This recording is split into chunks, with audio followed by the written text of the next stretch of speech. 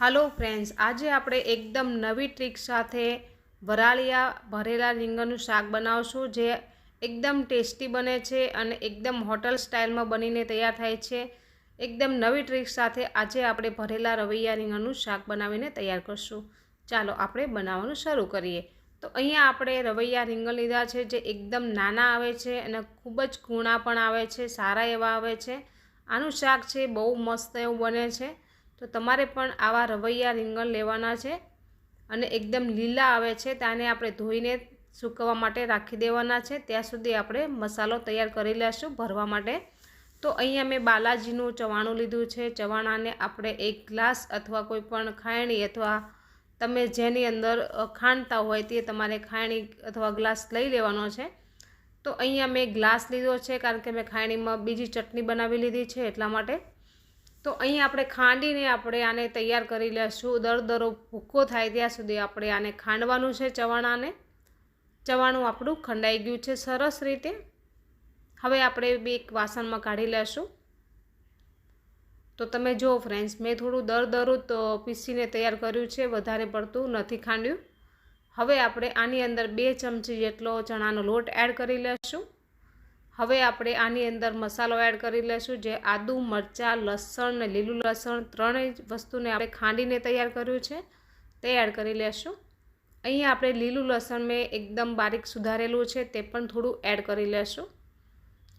हवे आपणे अहींया थोड़ी डूंगળી एड करी लेशुं। वधारे डूंगળી नथी एड करवानी, आपणे पाछळथी पण डूंगળીની ग्रेवी बनावવાની છે। थोड़ा टमेटा पण एड करी लेशुं। आ मसालो जे आपणे बनावी रह्या छे ते भरवा माटे बनावी रह्या छे। तो थोड़ा आपणे बधी थोड़ी थोड़ी वस्तु ज एड करवानी छे।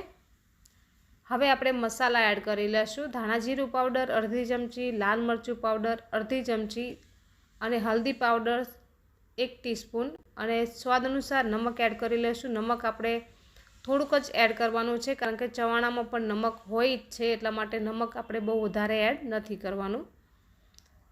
આપણે જે મસાલો બનાવ્યો છે તે પ્રમાણે જ આપણે નમક એડ કરવાનું છે। થોડું અમથું આપણે લીંબુ એડ કરી લેશું। લીંબુ આપણે અડધી ચમચીથી ઓછું એડ કરવાનું છે જેથી આપણો જે મસાલો છે તે થોડો ચટપટો બનશે અને લીંબુને બેલેન્સ કરવા માટે આપણે થોડી ખાંડ પણ એડ કરી લેવાની છે। ખાંડ લીંબુ આપણે બંને વસ્તુ નાખવાથી થોડો ચટપટો અને ખૂબ જ સરસ એવો મસાલો તૈયાર થાય છે। आ मसालो तमे कोईपण शाक भरवा माटे बनावी शको छो ने यूज करी शको छो। एवुं जरूरी नथी के एकला रवैयामां ज तमे भरी शको। तमे जे पण भरेलुं शाक बनाववा मागता होय तेमां पण आ मसालो तमे बनावी शको छो। हवे आपणे अहींया રીંગણ छे ते मैं धोईने राखी दीधा हता तो सरस कोरा थई गया छे।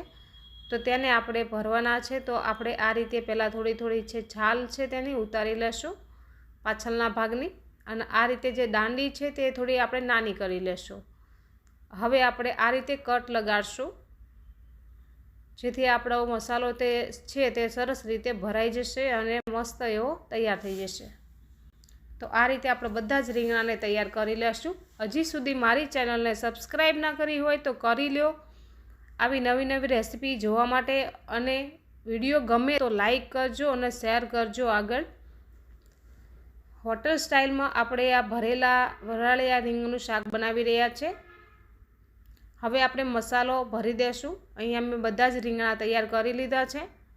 जो तमारे वधारे રીંગણ बनाववाना होय तो तमारे एक कट लगाडतुं जवानुं साथे भरतुं जवानुं जेथी રીંગણા काळा ना पड़ी जाय। तो अहींया हूँ बधा ज રીંગણાने हवे भरी लईश कारण के मैं विडियो उतारवानो हतो एटला माटे मैं एवुं नथी कर्युं। एक साथे बधा રીંગણને कट कर लीधा छे। तमारे एवुं नथी करवानुं, तमारे एक कट लगाडतुं जवानुं छे ने भरतुं जवानुं छे जेथी રીંગણ छे ते काळा नहीं पड़े। अहींया मैं बधा ज રીંગણને तैयार करी लीधा छे। तमे जोई शको छो केटला सरस लागी रह्या छे। जोता ज तमने खावानुं मन थई जशे एटलुं स्वादिष्ट आ शाक बनीने तैयार थाय छे। हवे आपणे गैस उपर एक कढ़ाई राखी देशुं जेमां आपणे ढोकळा बनावता होय ने ते ज कढ़ाई लेवानी छे अने थोडुं पाणी पण भरी लेशुं। हवे आपणे काणावाળી ડીશ मूकी देशुं कारण के आपणे वराळिया રીંગણ बनावी रह्या छे, भरेला वराळिया રીંગણા। तो आने आपणे वराळमां बाफवाना छे। पहेला वराळथी आपणे थोड़ा कूक करी लेशुं जेथी રીંગણા छे तरस सॉफ्ट थई जशे अने खूब ज जल्दी जल्दी ए कूक थई जशे। તો અહીંયા મેં બધા જ રીંગણાને ગોઠવી લીધા છે, તમે જોઈ શકો છો। હવે આપણે ઢાંકીને આપણે આના 10 મિનિટ સુધી આપણે આને કૂક થવા દેશું। ત્યાં સુધી આપણે સાઈડમાં છે તે ગ્રેવીની તૈયારી કરી લેશું। તો એક કઢાઈ મૂકી દેશું અને 3 થી 4 પાવલી જેટલું તેલ એડ કરી લેશું। તેલ તમારે ક્વોન્ટિટી પ્રમાણે એડ કરવાનું રહેશે। જો ક્વોન્ટિટીની શાકની ક્વોન્ટિટી વધારે હશે તો તમારે તેલ વધારે એડ કરવાનું છે અને સાથે મસાલો પણ વધારે જ એડ કરવાનો રહેશે। તો 1 ટીસ્પૂન જીરું એડ કરી લેશું અને 1 ટીસ્પૂન હિંગ એડ કરી લેશું। 1 ટીસ્પૂન હલ્દી પાવડર એડ કરી લેશું। હવે આપણે થોડી જે ડુંગળી સુધારીને રાખી હતી તે એડ કરી લેશું અને આપણે આને સોતે કરી લેવાની છે 2 મિનિટ સુધી। થોડી વાર સોતે થઈ જાય પછી આપણે આની અંદર ટમેટાં એડ કરી લેશું। ટમેટાં અને ડુંગળીની તમે ગ્રેવી પણ બનાવીને એડ કરી શકો છો। અહીંયા મેં એકદમ ઝીણું સુધારીને લીધું છે જેથી શાક છે તે ખૂબ જ સરસ એવું બને છે। લાલ મરચું પાવડર અડધી ચમચી, અત્યારે આપણે થોડું જ એડ કરશું। આપણે જે ડુંગળી ટમેટાં છે ને તેના પૂરતું જ એડ કરશું, બાકીનું આપણે પાછળથી પણ એડ કરશું, જરૂર પડશે ત્યારે। પહેલાં આપણે જે નાખ્યું લાલ મરચું પાવડર તે સરસ કલર આપે છે, આપણે આ રીતે તેલમાં થોડું કૂક કરીએ ને એટલા માટે। તો અહીંયા મેં ખાલી લાલ મરચું પાવડર જ એડ કર્યું છે, બાકીના મસાલા આપણે પાછળથી જરૂરથી એડ કરવાના છે। હવે આપણે આની અંદર લીલું લસણ જે સુધારીને રાખ્યું હતું તે પણ આપણે એડ કરી લીધું છે અને 2 મિનિટ સુધી આપણે એને કૂક કરી લેવાનું છે। 2 મિનિટ થઈ જાય અને કૂક થઈ જાય સરસ રીતે પછી આપણે ધાણા જીરું પાવડર અડધી ચમચી, લાલ મરચું પાવડર અડધી ચમચી અને હલ્દી પાવડર આપણે 1 સ્પૂન એડ કરી લેશું। સ્વાદ અનુસાર નમક એડ કરી લેશું।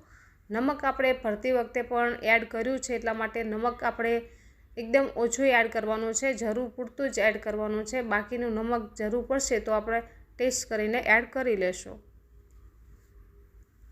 બરાબર મિક્સ કરી લેવાનું છે।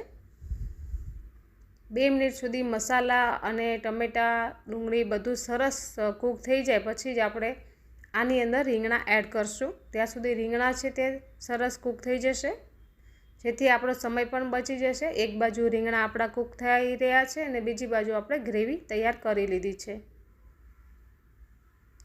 તો તમે જોઈ શકો છો કે કલર કેટલો સરસ આવ્યો છે। હવે આપણે અહીંયા રીંગણ પણ ચેક કરી લેશું કે આપણા રીંગણ છે તે સરસ કૂક થઈ ગયા છે કે નહીં। આ રીતે વરાળમાં રીંગણ કૂક કરવાથી છે ને તેનો ટેસ્ટ જળવાઈ રહેશે અને ખૂબ જ સરસ એવો ફ્લેવર આવે છે।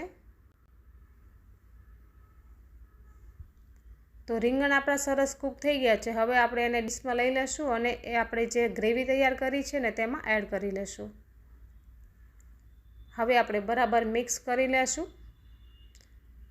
વિડીયો ગમ્યો હોય તો લાઈક કરજો, શેર કરજો અને સબસ્ક્રાઈબ ના કર્યું હોય તો કરી લેજો નવી નવી રેસીપી જોવા માટે।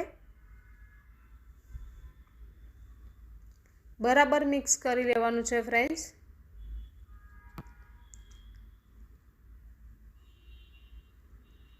બરાબર મિક્સ કરી લીધું છે। મને થોડું લાલ મરચું પાવડર છે તે ઓછું લાગ્યું એટલા માટે મેં આપણે ફરીથી લાલ મરચું પાવડર અને ધાણા જીરું પાવડર અને સહેજ અમથું નમક એડ કરી લેશું જેથી મેં થોડું ટેસ્ટ કર્યું તો મને નમક પણ ઓછું લાગ્યું હતું કારણ કે નમક આપણે મસાલામાં પણ એડ કર્યું છે અને થોડું ગ્રેવીમાં પણ એડ કર્યું છે।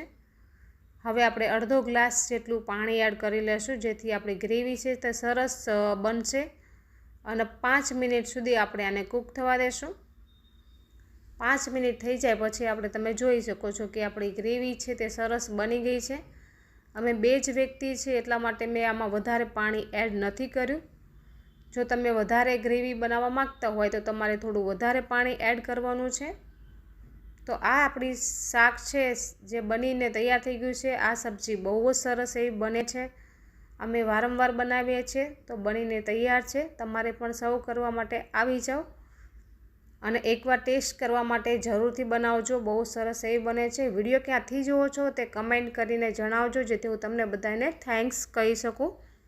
આવજો બધાય, જય માતાજી, જય શ્રી કૃષ્ણ।